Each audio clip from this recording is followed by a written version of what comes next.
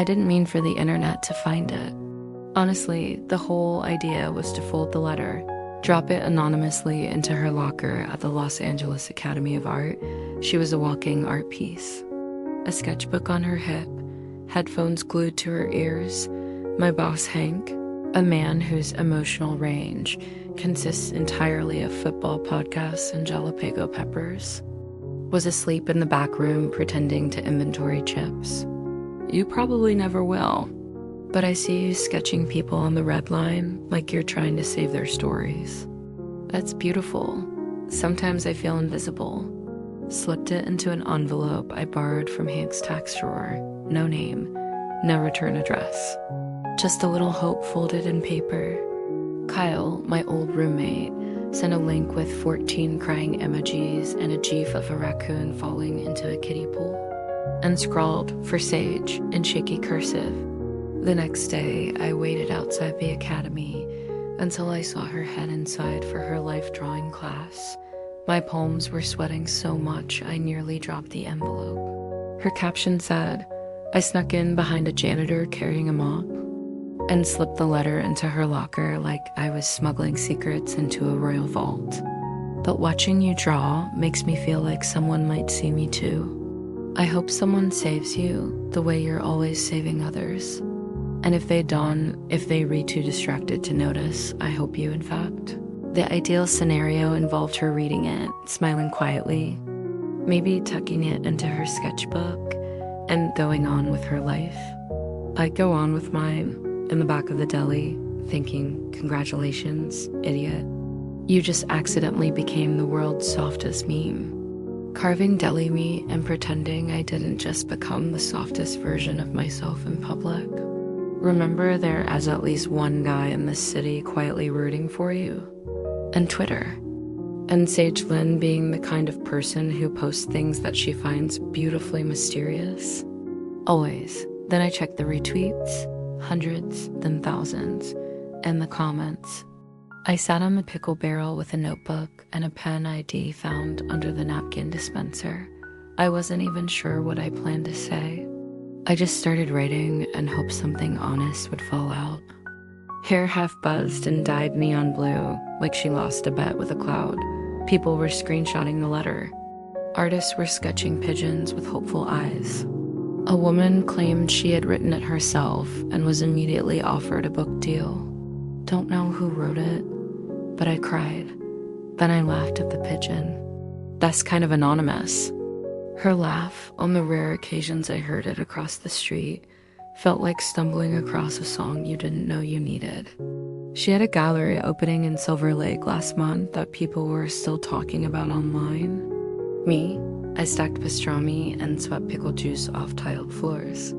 My biggest contribution to art was the time I carved a smiley face into a sourdough with a butter knife and disappear like fog in a side street. No drama, no followers, no viral posts. Just me, the invisible guy behind the counter of Slimewich Deli, whispering a quiet truth onto paper and hoping she'd feel ... seen. That was it. The girl Sage Lynn had no idea I existed. Still, somehow, I wrote her a letter. It was a Thursday slow shift. Here's what made it to the page. You don't know me. I signed it with a doodle of a pigeon. I don't really know why. It was either that or a stick figure, and pigeons felt less desperate. I folded the letter like origami, mission complete. I didn't expect anything in return. What I didn't count on was the internet. The next morning, I found out like the rest of the world did through a group chat I never even asked to be part of. Kyle, yo, this you. I tapped the link, thinking it was a meme. It wasn't. Sage had posted a photo of the letter on Instagram and cross-posted it to her Twitter and TikTok. Found this in my locker today. At first, I felt this weird glow in my chest. This is straight out of a Netflix rom-com. We need to find him. Pigeon guy, wherever you are, marry me. Plot twist, the pigeon is a metaphor for vulnerability. Within hours, Subway love letter was trending. Meanwhile, I was hiding behind the counter with a pastrami sandwich and a rising sense of dread. That was the moment she walked in. Sage Lynn didn't just walk into the deli she rollerbladed in. Not a metaphor, actual rollerblades. The kind with neon wheels that squeaked against the tile like an entrance cue in a sitcom. She wore oversized corduroy pants rolled at the ankles, squinting at the menu like someone looking for deeper meaning in a deli board. I ducked slightly, pretending to reorganize toothpicks while trying to slow my breathing. A cropped hoodie with splatters of dried paint and a shoulder bag full of sketchbooks. The place smelled like smoked brisket and confusion, and I was in the middle of slicing salami and praying for invisibility. She paused in front of the counter. "Do you serve borscht?" she asked, her voice casually curious. I blinked. No. Closest we get is beet salad that's been sitting too long." She laughed. "That's oddly specific." Then, before I could say another word, her eyes narrowed at me. "Wait, do I know you from somewhere?" It felt like I'd fallen into the middle of an indie romance. Panic. My brain turned to soup. "I'll take the grilled cheese with tomato, toasted till it bites back." "You look familiar." Keeping my eyes on the bread like it held the secrets to national security, my heart was sprinting. My brain was wheezing. My hands were sweating so much I almost dropped her sandwich into the sink. "Do you go to Iowa?" Completely unbothered by the chaos around her or the nervous deli boy in front of her, my hands suddenly forgot how gravity worked and dropped a pickle slice on the register, mostly to stare at the models and pretend I had a creative soul. I've done that before. Anyway, if you ever meet that guy, tell him thanks and headed for the door. But just before leaving, she doubled back and handed me a napkin. "For you," she said. He made the noise in my head quiet for a few minutes. A pigeon was drawn on it. Another claimed it was definitely staged by an influencer. And still others debated whether it was a AI-generated emotional bait. Underneath it read, "Once I meant to draw a crow and ended up with a flying raccoon." She tapped her temple. Wondering if I should tell Hank I needed a week off to enter witness protection. Or maybe art school. But I had taken a single week-long figure drawing workshop 2 years ago. Technically, no. I've been around. I just saved a screenshot of the napkin doodle. I said vaguely, aiming for mystery but landing somewhere near local creep. She tilted her head, studying me. "Do you like pigeons?" I nearly swallowed my tongue. Nervous, terrified actually. But somehow, Sage Lynn, the girl who sketched strangers on the subway like she was saving souls, had looked right through the deli glass, past the counter clutter, and found me. But a little seen, too, but kind of perfect, too. I posted it online, and now people are losing their minds trying to figure out who wrote it. There are theories.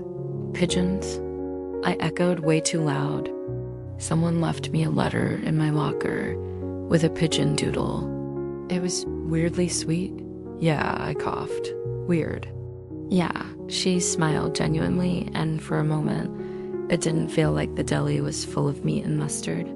"I mean," she continued, "the pigeon might have been a metaphor, or maybe they just panicked while drawing."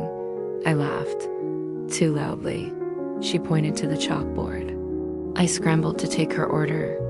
She said, tapping her fingers thoughtfully. Or really scared, probably both. After paying, she leaned her elbows on the counter. "I think whoever wrote that letter is brave." I swallowed hard. Then she looked right at me and said, holding that square of hope, she turned, rollerblading backward like it was choreographed.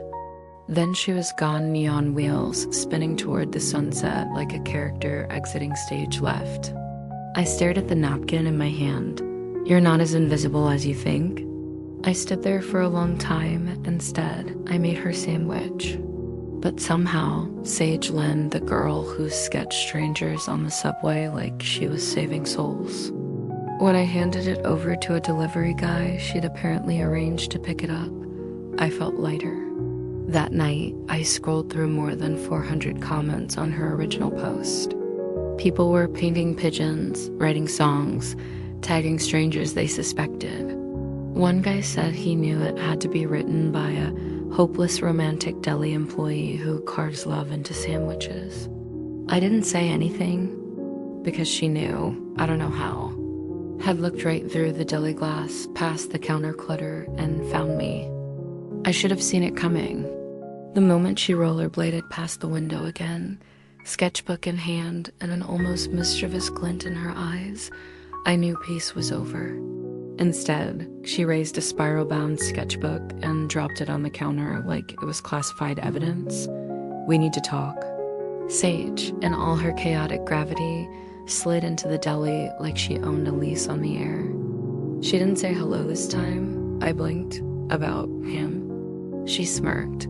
"About you, sandwich boy? Recognize him?" Me, at least I think it was. The curls were exaggerated, the eyes too large, but the slouch? That was unmistakably mine. The apron. The anxious grip on the bread knife. All captured in fine ink lines like I was some sort of tragic deli prince. Staring at the slicer like it had whispered a prophecy. She tapped the image. "That's from last Tuesday. You remember? The fire alarm went off and you grabbed flour instead of the extinguisher. I nearly dropped a tray of pickles." She flipped open the sketchbook and turned it toward me. "Anyway, I've drawn you 6 times without realizing it.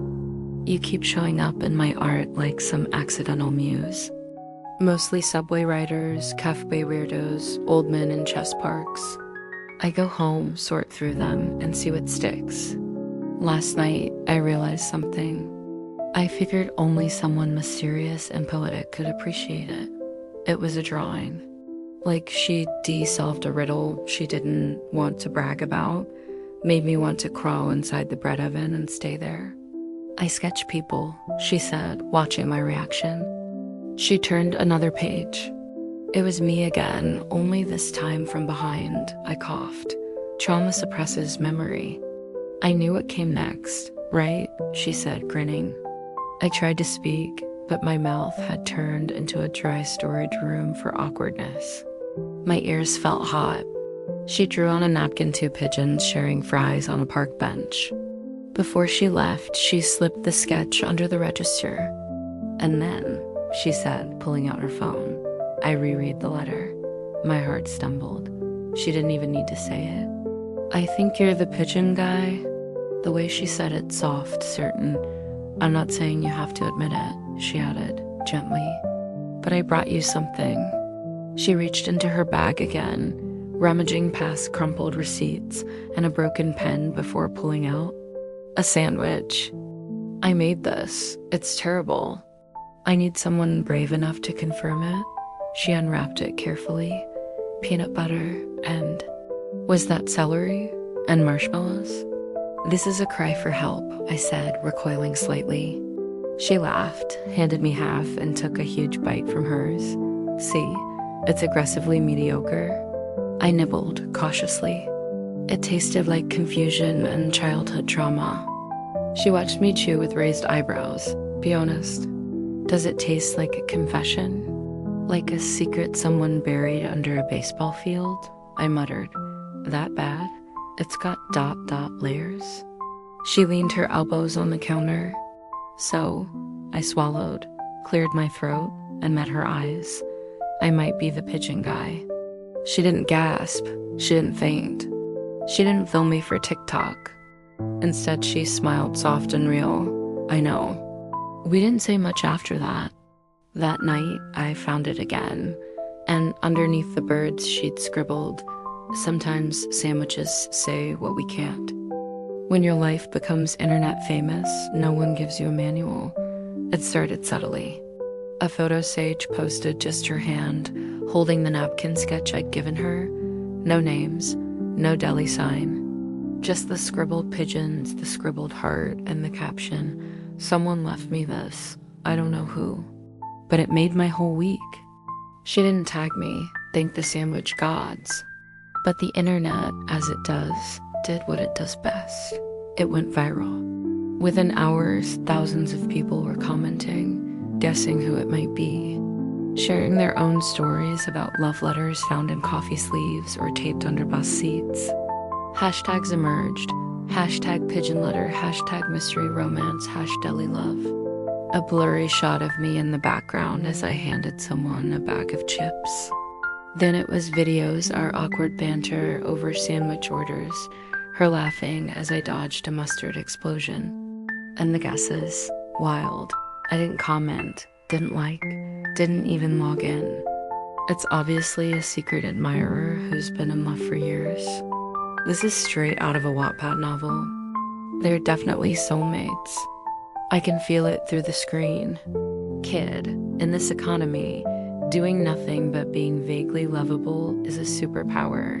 Now go slice something dramatically. My money's on the guy who sliced my pastrami wrong last week. A vegan cheese startup offered to sponsor me if I proposed to Sage using their product. The weirdest was a gluten-free burrito company asking if I wear a pigeon costume and dance on Melrose. I tried to stay invisible, but it didn't matter, because Sage, she kept posting. First, it was subtle things, artwork of pigeons sitting on rooftops.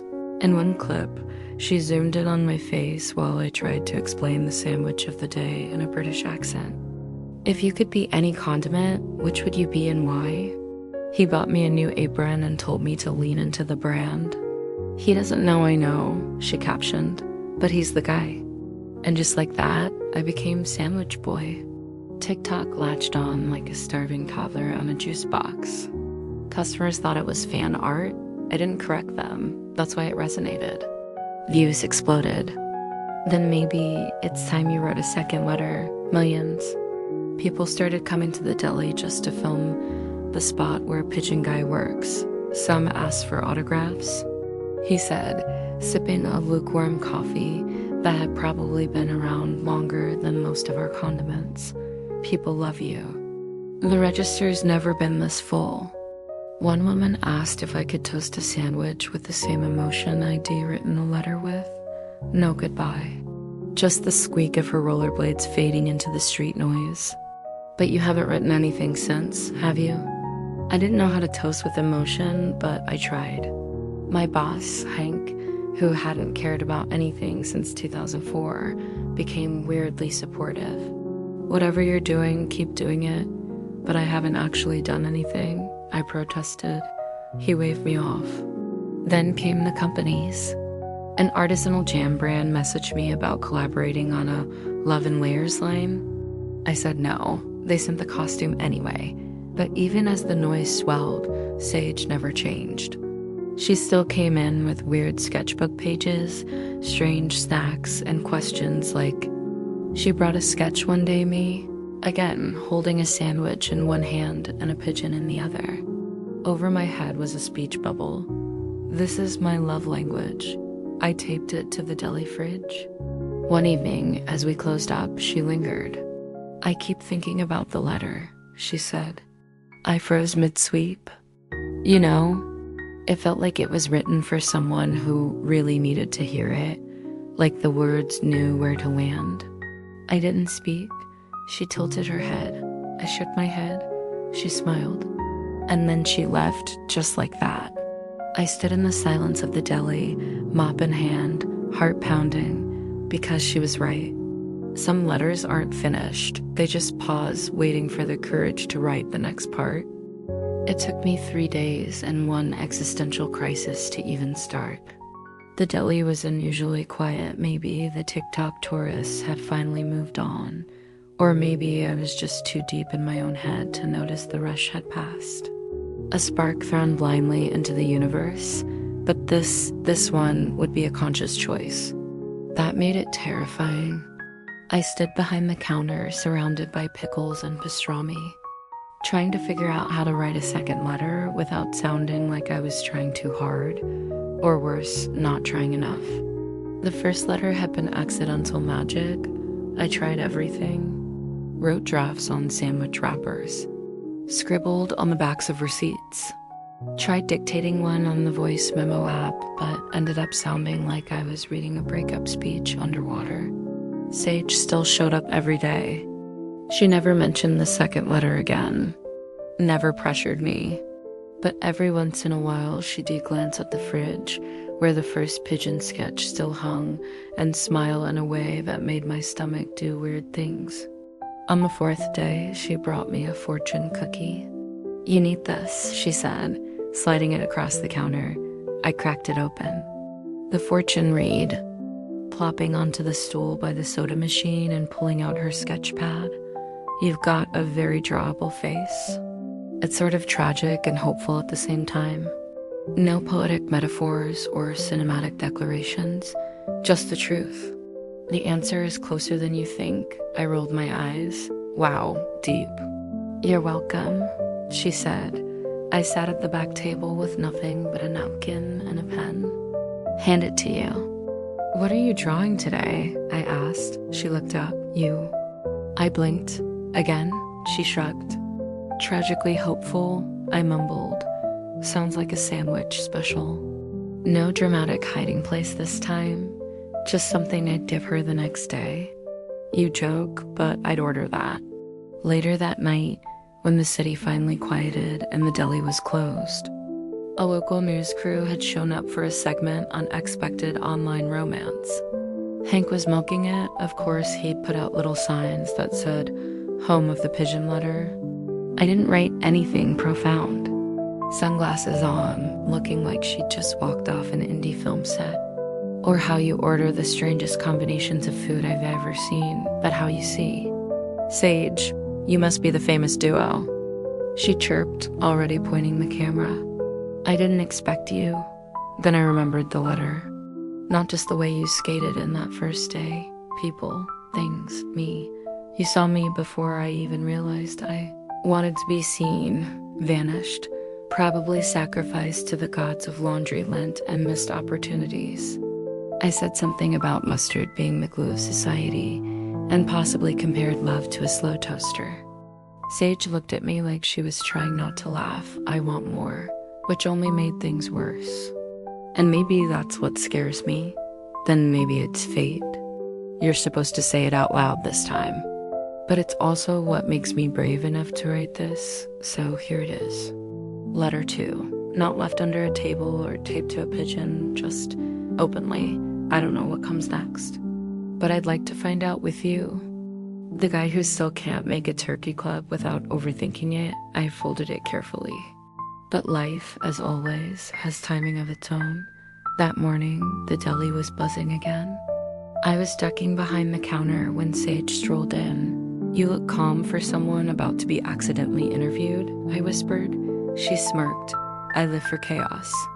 I reached into my apron, feeling for the letter. But before I could pull it out, the reporter appeared. Sage waved. I panicked. The interview was a blur. Afterward, she grabbed my arm and pulled me outside. "What was that?" she asked, grinning. "Panic. Pure deli panic. You're lucky it was adorable." We stood in silence for a beat. I reached into my pocket, but the pocket was empty. Gone. "Napkin letter," I groaned. "I had something for you." "A sandwich?" "No, something else." She tilted her head. I hesitated. Then said it. "All of this, you, me, sandwiches, pigeons, I want it." She didn't laugh, didn't tease. She stepped closer, tucked a curl behind my ear, and said, "Then say it again, but this time, without mustard breath."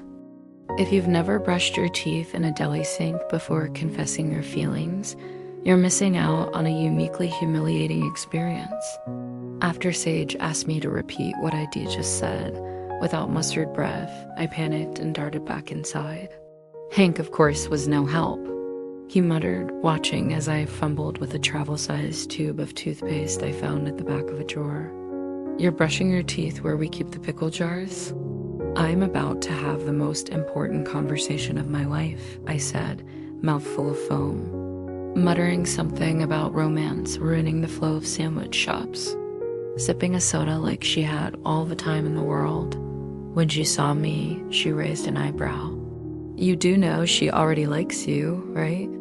She's in here every day asking you weird philosophical questions and drawing your nose from different angles." Hank looked genuinely disturbed. I still want to do it right.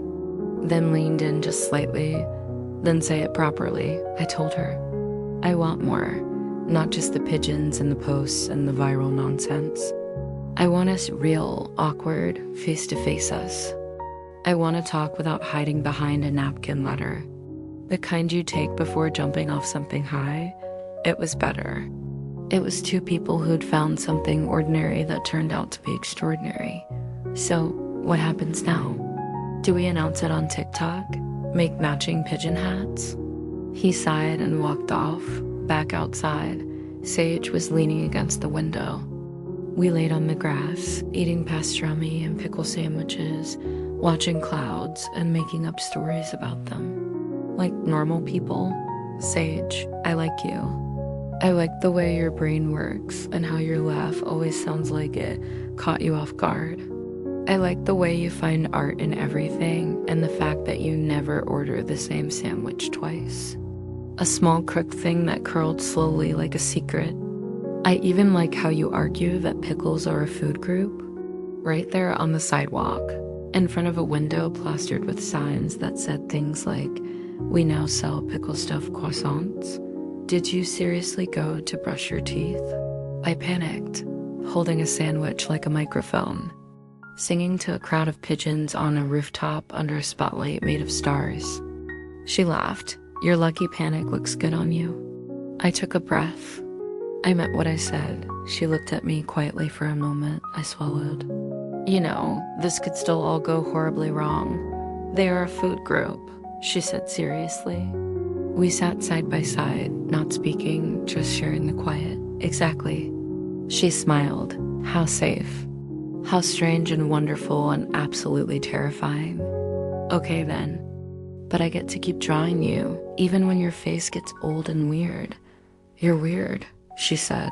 You're weirder. Even if you're the only one who reads them. And then finally, after weeks of dancing around it, she kissed me. It wasn't fireworks or orchestras or slow motion. When we pulled back, she grinned. We go to the park. We eat sandwiches. We talk about absolutely nothing. No, I said, taking her hand. She narrowed her eyes. Normal is overrated. You're right.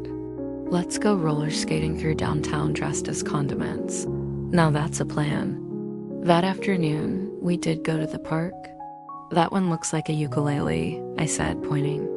That's clearly a disgruntled llama, she replied. Later, she pulled out her sketch pad and began drawing again. Are you drawing me again? Nope, she said. I'm drawing what your words felt like. What does that even mean? She flipped the page around. It was me. I laughed. That is deeply inaccurate. That is entirely accurate, she insisted. Why are the pigeons crying? Because your voice moves them? As the sun dipped below the skyline and painted the city in soft oranges and golds, it hit me then how easy it was to be near her. Sage turned to me. The views might die down. The deli could get boring again. I know. We might fight, probably. And people might stop caring about the pigeon letter. I'm counting on it. She squeezed my hand. Deal. And you have to keep writing letters. I will. Especially if I'm the only one, she said, laying her head on my shoulder. I looked down at her, heart doing that ridiculous gallop thing again. Some love stories begin with fireworks. Ours began with sandwiches, pigeons, and a napkin sketch. Honestly, I wouldn't change a thing. We never meant to become a story. Not the kind with clickbait titles and stitched-together TikToks. Not the kind that ends with a viral hashtag and a branded coffee collab. We were just two people who met because a pigeon had excellent comedic timing and a napkin was the closest thing to courage I had that day.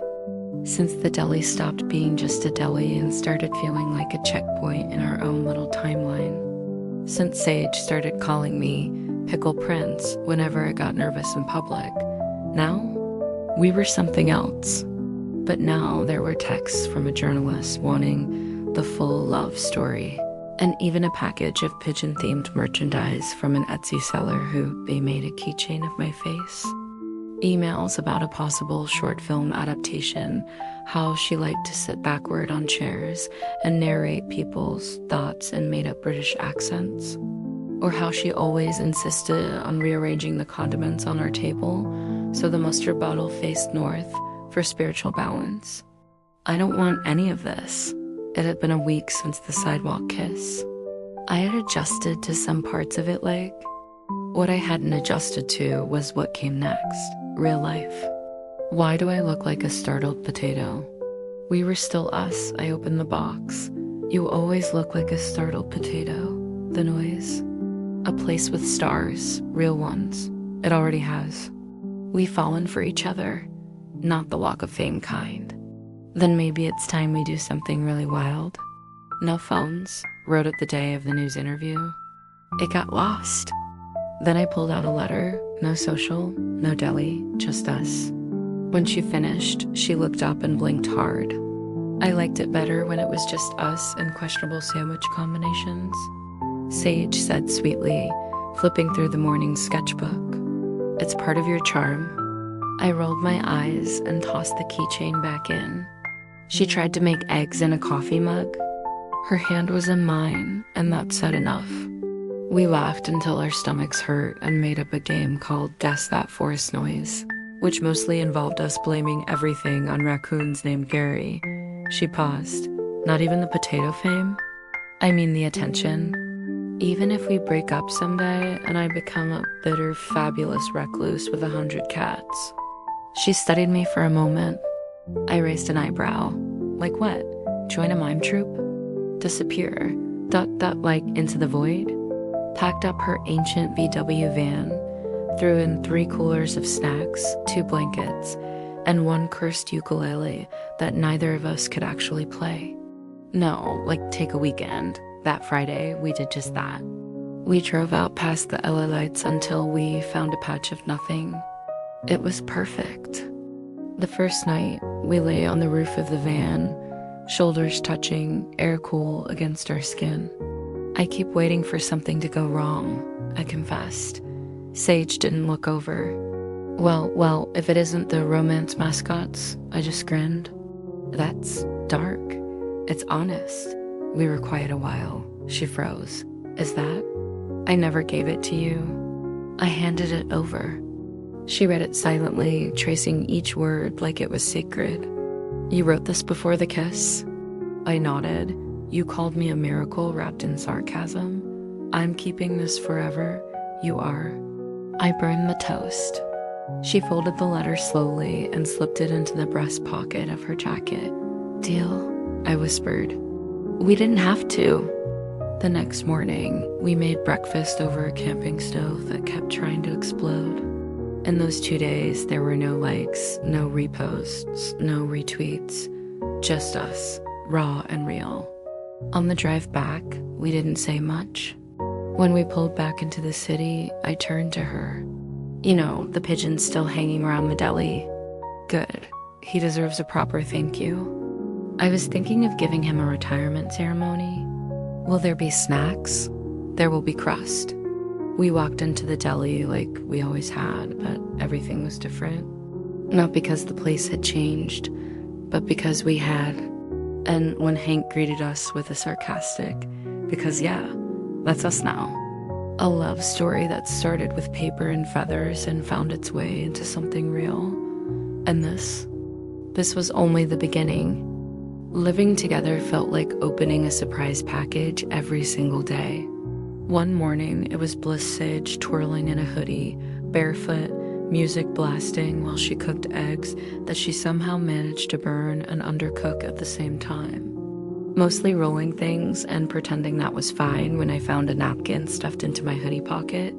Sage's handwriting danced across it in blue ink.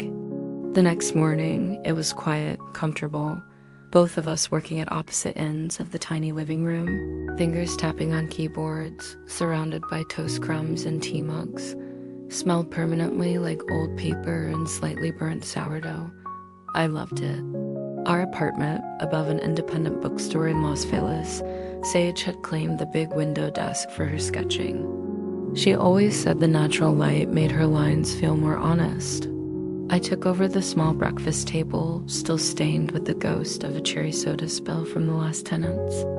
We'd made it ours in little ways: string lights, mismatched throw pillows, and a framed drawing of a pigeon wearing a monocle.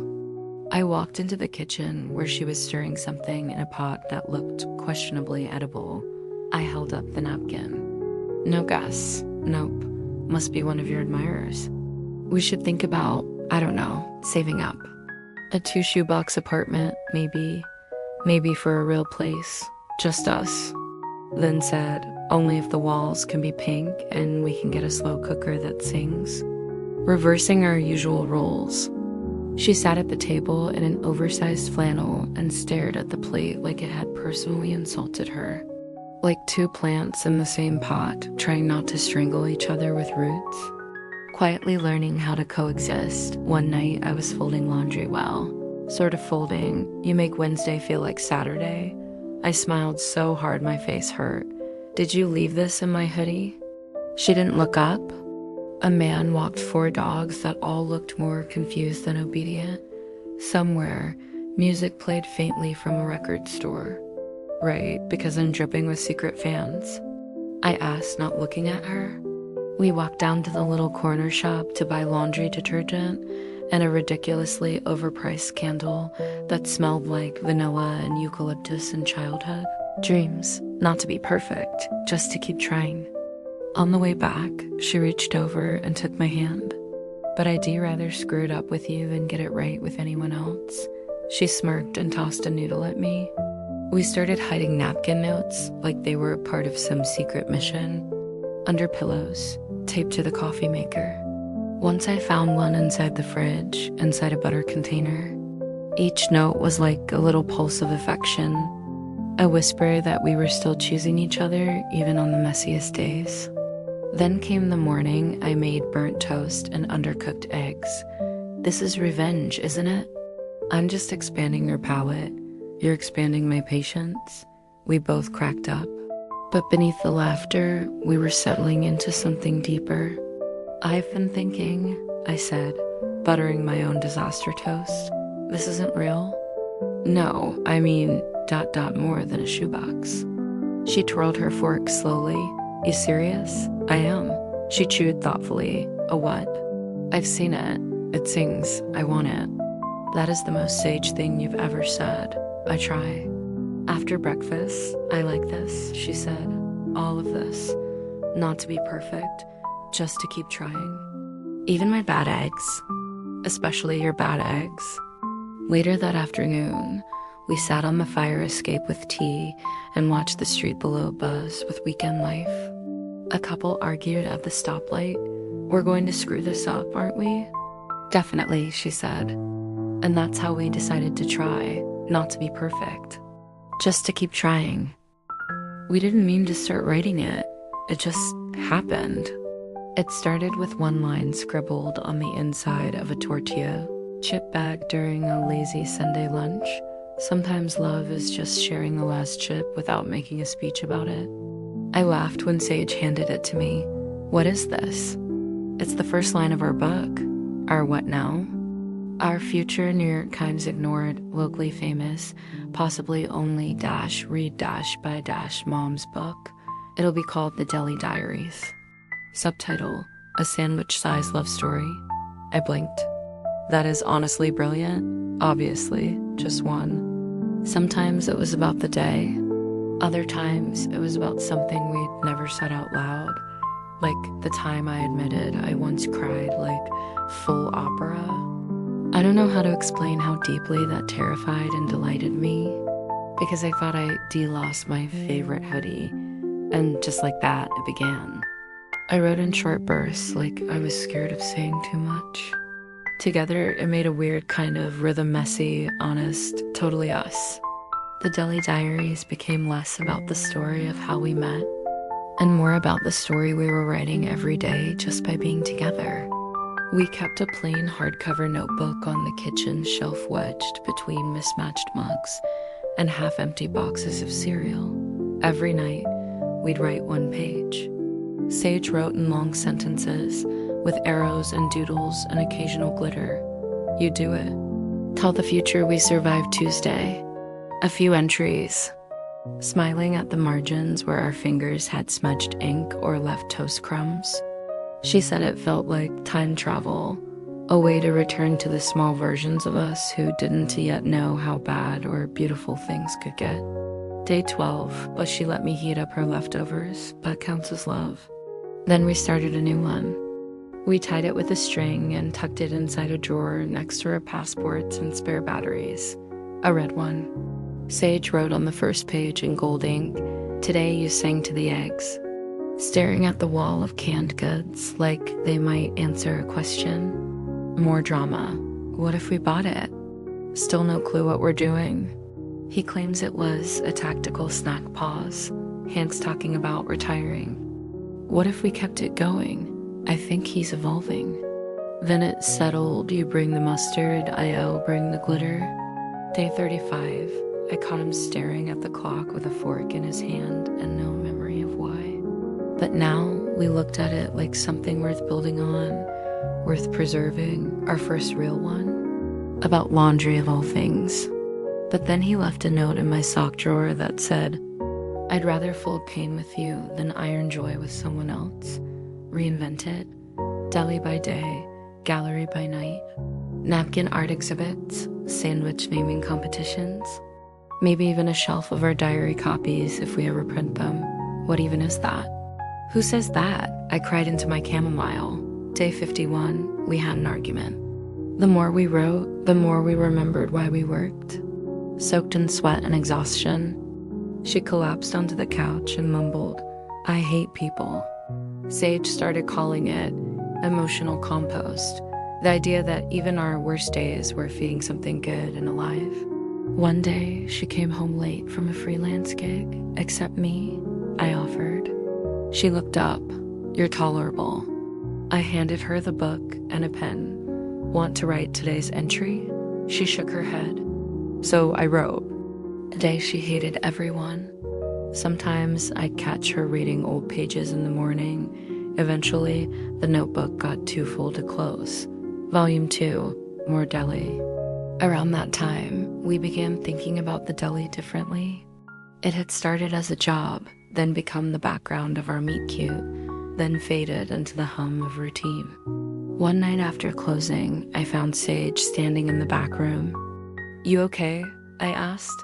She turned to me, her voice low. "The wall, the deli," I stared.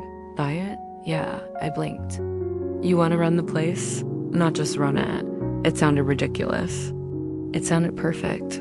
"I'm in," I said. She smiled. Then it settled. "You bring the mustard?" "I'll bring the glitter." The paperwork to buy the deli took weeks more than either of them expected. Between legal forms, financial meetings, and a truly absurd conversation with the zoning official who thought a gallery deli hybrid sounded like a health code nightmare, the dream nearly died a dozen times. She brought baked goods to convince the grumpy landlord to give them a fair lease. She even sketched a detailed comic strip explaining why art and food belonged in the same space, complete with a talking sandwich named Gregory, who quoted Nietzsche. But Sage didn't let it. She barged into city offices in paint-splattered overalls. "Please come back hungry." And somehow it worked. They signed the final papers in a greasy diner over watery coffee and lukewarm pancakes. Sage raised her mug like a toast, showcasing some of the best pieces from patrons past and present. One corner held their original napkin creased, slightly coffee-stained, protected under a sheet of glass. The note that started it all. "To the smallest empire on earth." He clinked his cup against hers. "Long may it toast." The next few days were chaos in the most glorious sense. They closed the deli for a full week with a handwritten sign on the door, temporarily shut for a slight identity crisis. Inside, they painted walls with big, sweeping strokes, rich mustard yellows, tomato reds, sage green. They sat on the floor behind the counter, legs stretched out, backs against the cold steel fridge. Hank was there, standing in his usual spot behind the register, though now retired and wearing a deli cap signed by both of them. They replaced the humming fluorescent lights with warm bulbs and strung twinkle lights along the shelves.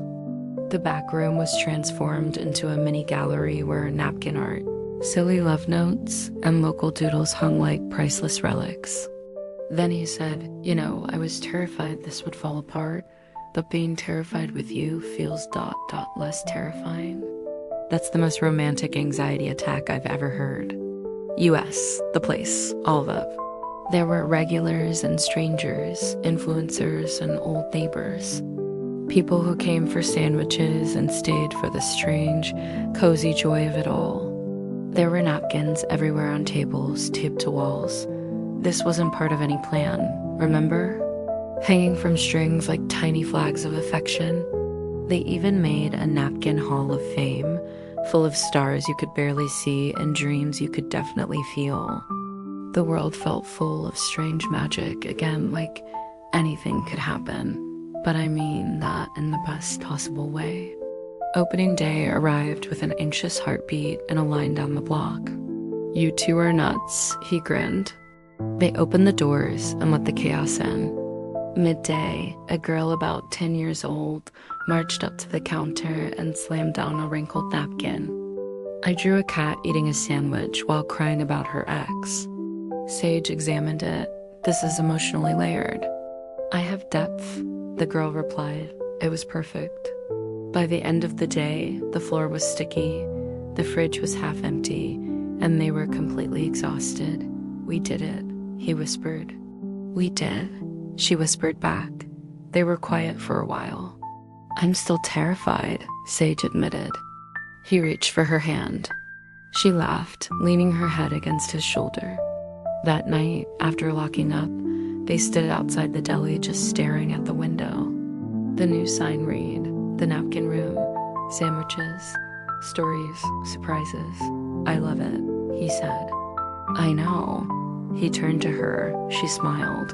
Plans are overrated, especially when pigeons get involved. They walked home hand in hand under the yellow night sky, and maybe it could, because somewhere along the way, they had become more than a meet cute, more than a viral moment, more than a deli diary. They had become a story worth continuing. Spring in Los Angeles meant bursts of sunshine, jacaranda blossoms blanketing sidewalks in purple, and an overwhelming number of people jogging in vintage sweatbands. For Sage and him, it meant napkin confessions at twilight, soft jazz in the kitchen, and one particularly chaotic idea that arrived in the middle of brushing their teeth.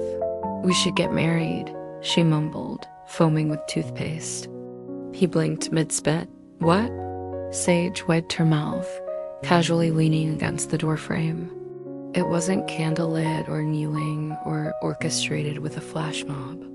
They talked about it over a week on walks, while folding laundry during a napkin restocking run for the deli. They listed pros and cons like a spreadsheet of emotions. But in the end, there was only one truth that mattered, but it was them. Now they just wanted to keep living together, he said, holding her hands.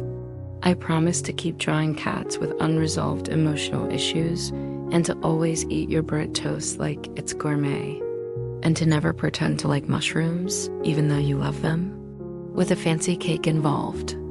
Instead of a first dance, they performed a dramatically slow-motion sandwich assembly with classical music playing. Married, officially, before Gregory the Sandwich gets a movie deal and we become unbearable to each other. He rinsed. This is your proposal? Well, Minty? Just two people who had once collided over a sandwich and kept choosing each other every day after. She shrugged. I like multitasking. It wasn't romantic. They didn't rush. They already knew how to live together. The wedding wasn't traditional. It was, in Sage's words, intimate chaos with light catering. I wrote this the night we fought about dishwasher loading. It seems to find us anyway. They held it inside the deli, the napkin room, on a Sunday when the store was closed. The tables were pushed to the side, replaced by folding chairs and flower jars made from reused pickle containers. The fridge hummed. The city outside whispered and rumbled. Hank was the efficient, wearing a bow tie over his usual deli apron. Their vows were written on, you guessed it, napkins. I promise to make bad coffee and worse jokes, she grinned. They kissed to the sound of people cheering, dogs barking outside, and someone's cousin sneezing loudly from the back row. Instead of a wedding cake, they served heart-shaped grilled cheese sandwiches with little flags that read, Team Crumbs Forever. Photos were taken with disposable cameras and instant prints. Guests left messages on napkins taped to the wall. May your love be like a sandwich, messy, warm, and better with time. Always pass the mustard. Don't go viral again unless it's a duet. As night fell, they changed into hoodies and sneakers and walked through Las Vegas, hand in hand. No limo. No parade. Back home, Sage tossed her wedding shoes into a box labeled, Probably Never Again, and flopped onto the couch. That went better than expected, she yawned. He collapsed beside her. That's what the napkin said. The what? He pulled one from his hoodie pocket and handed it over. In her own handwriting, it read, Let's not plan life too hard. She touched the ink gently, figured it was good luck. They fell asleep on the couch, tangled in limbs and leftover tulle. In their dreams, they were still dancing, still drawing, still scribbling notes about life and sandwiches and each other. Gregory the Sandwich was meant to be a one-off doodle. Sage drew him during a quiet morning, perched on a napkin next to a half-eaten egg salad. Big eyes, stubby bread arms, and a quivering slice of cheese hanging like a worried frown. She gave him anxiety and a catchphrase, existence is crumbly. Somehow, the little guy went viral. A customer snapped a picture, the deli's Instagram posted it, then it got shared and named. Within a week, Gregory had 500,000 fans and a subreddit. Someone made a plushie. Another person tattooed him on their thigh. There were Gregory mugs, t-shirts, and an unofficial fanfic titled The Lettuce of Regret. At first, they were delighted. Sage beamed with every post. He's famous, she whispered, holding a Gregory sticker. Our weird sandwich boy made it. But fame has a way of biting back sometimes with extra mustard. They started getting emails. Can Gregory endorse our vegan oat mayo brand? We want to license Gregory for a dating app. Carl's creators were suing for emotional confusion and trademark overlap. Does Gregory represent post-capitalist despair or just indigestion? Then came the lawyers.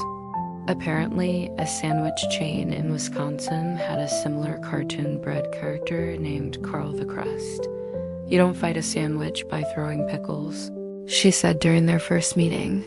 You build a better bun? Gregory's fame ballooned. Fans started picketing outside the deli, holding signs like, Let Gregory Live and Crumbs Before Corporate. One woman tried to marry a Gregory plush on the sidewalk, cradling a Gregory plush and looking shell-shocked. We're being sued by a cartoon sandwich? He asked, mouth open. Sage nodded solemnly. The future is a strange place. Maybe it's time to let Gregory go. They hired a lawyer named Miriam who smelled like peppermint and spoke only in metaphors. They weren't sure what that meant. But she wore 3 watches and never blinked, so they trusted her. In it, Gregory walked into the sunset holding a suitcase and a piece of kale. He deserves that. He's been through a lot. I mean, retire him. Let him live off the grid. Take a nap. The deli was peaceful again. Regulars returned. The napkin room returned to its warm, slightly odd roots. Find peace.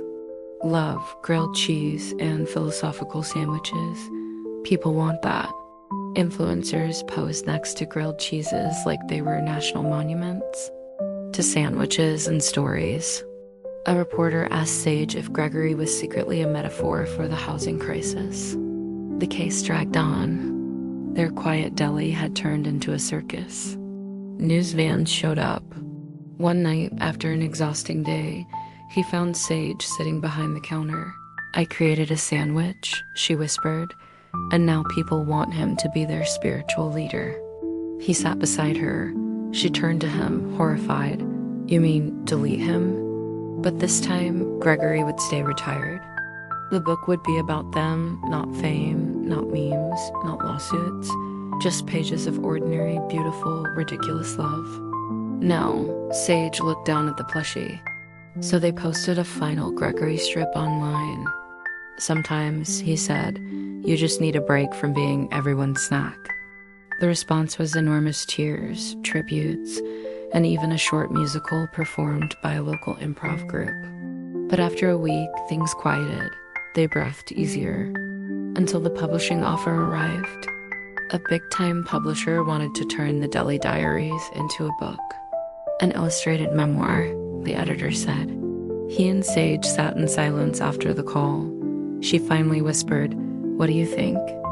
"I think we'll need more napkins," they agreed. Sage raised a toast with orange soda. He grinned, into never going viral again. The book tour started small, just a few local bookstores, and one particularly enthusiastic librarian who offered them a display table next to the murderous cats and literature shelf. Sage was thrilled. He brought cookies to every stop. Hank came along for one and handed out deli coupons with a Sharpie note, "Support your local sandwiches." They called the tour the Shelf Toast Chronicles. At first, they read aloud together, one doing the narration, the other the dramatic napkin monologues. Kids loved it. A college student waved from another table and whispered to her friend, "That's them, napkin couple." Adults asked if the napkin doodles were real. Someone brought a scrapbook filled with printed out tweets and said, "You made the internet feel kind." You know what this means? That nearly broke him in the best way. After one signing, they stopped for fries in Pasadena. It should have been weird. It wasn't. A new barista joined named Mila, who wore roller skates and made latte art that looked like sea creatures. The fridge broke again. A vendor sent them 80 pounds of sauerkraut by accident. They had a customer who tried to pay with crypto napkins. She told them the place was good for her creative nervous system. They believed her. Sage turned to him and said, filled with little to-do slips for customers, that we can't go anywhere without brushing our hair. Sage made a comic strip commemorating the moment they met. He created a sandwich called The First Hello Grilled Cheese with Caramelized Onion, a hint of tomato and a little note tucked under the crust. No, it means we're folk legends now, was us softest weirdos. Back home, the napkin room kept going. A little girl walked up with a crayon drawing and tapped Sage's arm. People don't save sandwiches unless they mean something. Sage added a corner shelf called Side Quests, Compliment a Stranger's Shoes. They sat together on the deli stools with mismatched socks and sleepy smiles, write a haiku about cheese. Draw your future self as a tree. People took it seriously. One day, a teenager brought in a full watercolor of himself as a maple tree with glasses and a part-time job. Even the mayor came in once and left a note on a napkin. No better place for political crises and pastrami. Humming softly with stories. And Sage, standing beside the love of her life, thought not for the first time. Life wasn't perfect, but in between the absurdity, they kept finding each other. At night, after the shop was closed and the streets were quieter, they talked about ridiculous things. What if we bought a food truck called the Rolling Crumb? Can Gregory become a children's book without getting sued? Do you think sandwiches have souls? And sometimes they didn't talk at all. They just held hands, soft fingers laced, in the place that started it all. On their anniversary, they hosted a Customer Appreciation Day. He watched as a man bought two, ate one, and saved the other, carefully wrapping it to bring home. He turned to Sage and whispered. Sage looked around at the customers chatting, doodling, toasting. I think they do. Later that evening, they stood by the napkin wall now, expanded to nearly every surface. Can I put this up? Sage looked at the drawing, two stick figures holding a sandwich. Who are they? she asked. The girl smiled. You. Sage knelt and helped her tape it to the wall. Perfect spot. The deli glowed warm and golden. It all started because of one napkin, and it just kept unfolding. Their book was officially out in the world, sitting awkwardly on shelves between memoirs of actors and biographies of obscure sea captains. The Deli Diaries, a love story in crumbs, wasn't a bestseller, but it had something better loyal readers who passed it on like a secret.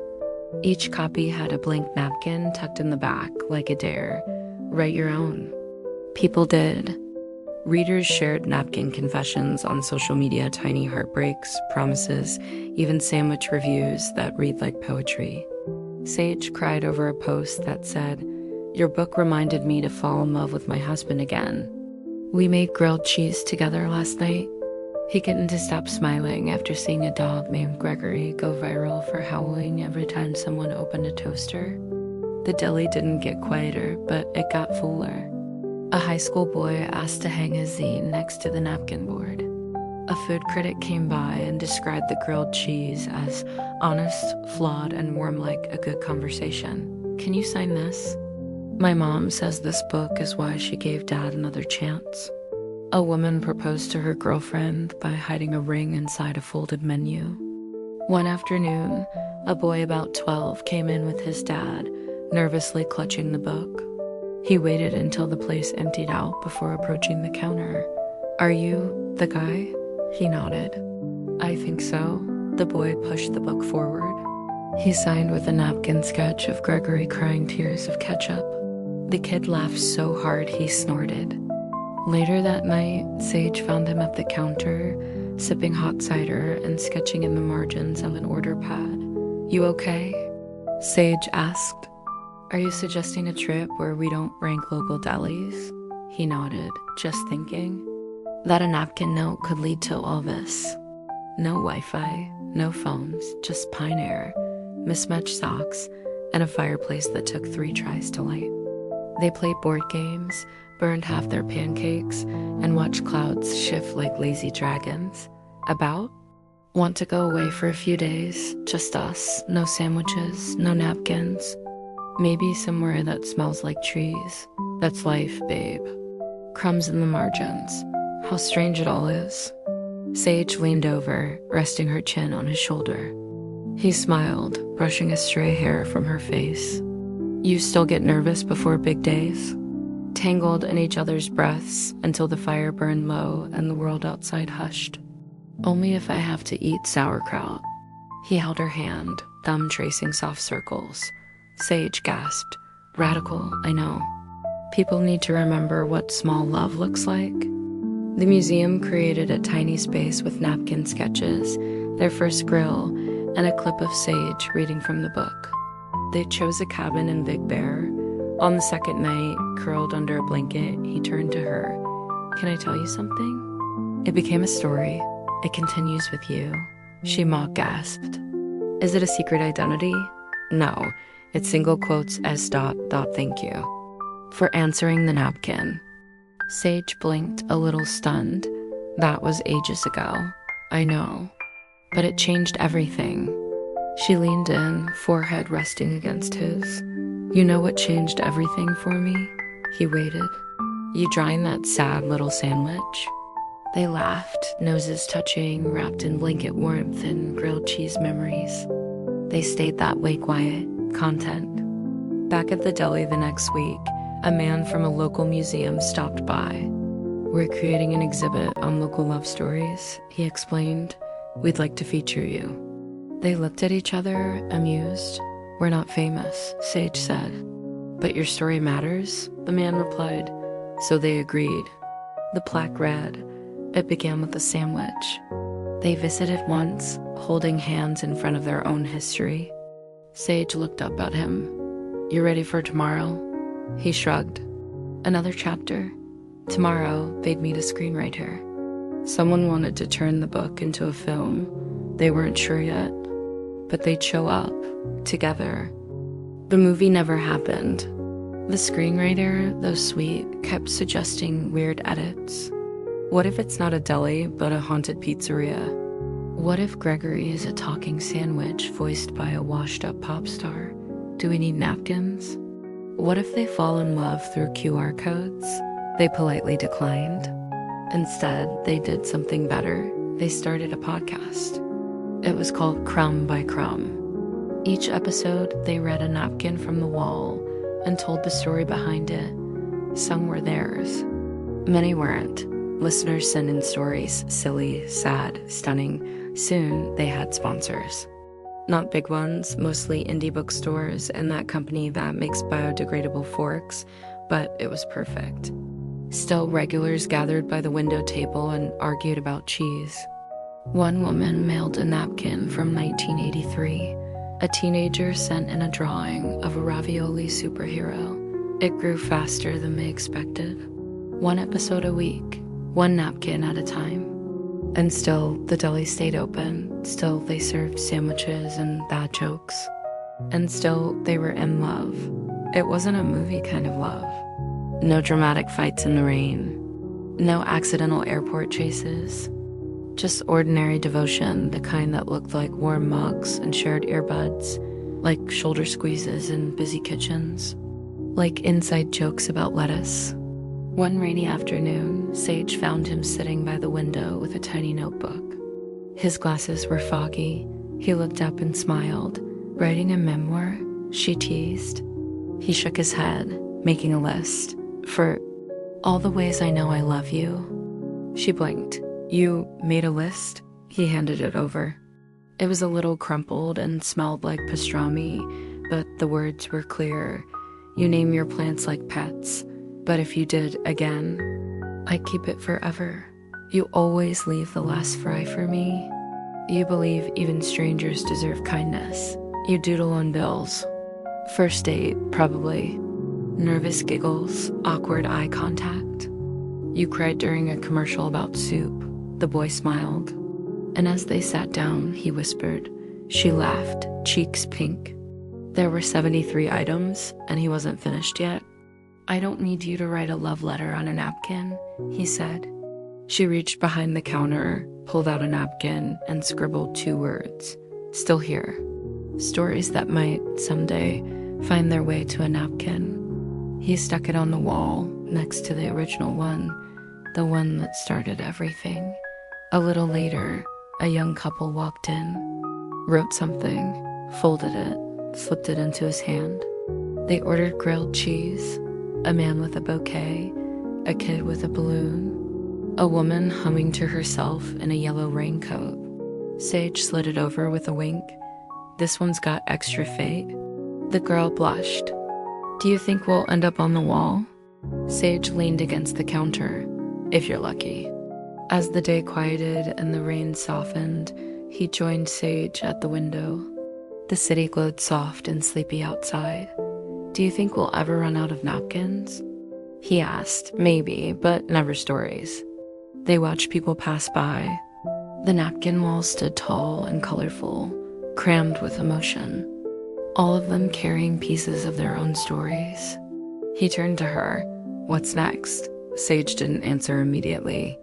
She pulled out another napkin. He unfolded it. It read, let's write the next part together. He kissed her forehead. Always. Outside, the world kept moving, umbrellas twirling, horns honking, lives unfolding. Inside, the deli lights glowed warm.